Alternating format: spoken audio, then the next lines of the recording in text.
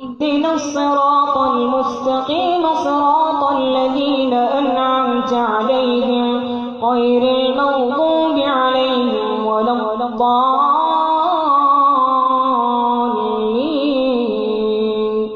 آمين. وقالوا هذه أنعام وحرث حجر لا يطعمها إلا من نشاء بزعمهم وأنعام حرمت ظهورها وأنعام لا يذكرون اسم الله عليه افتراء عليه سيجزيهم بما كانوا يفترون. وقالوا ما في بطون هذه الأنعام خالصة لذكورنا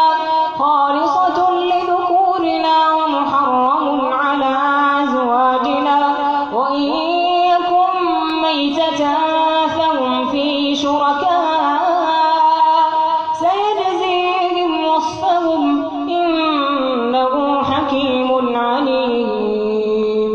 قد خسر الذين قتلوا أولادهم سفها بغير علم وحرموا ما رزقهم الله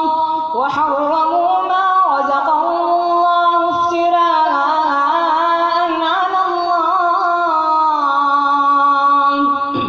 قد ضلوا وما كانوا مهتدين. وهو الذي أنشأ جنات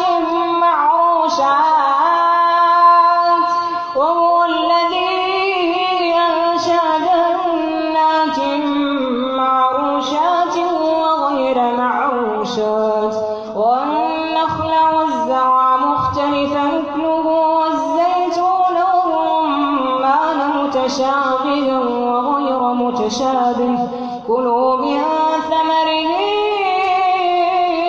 إذا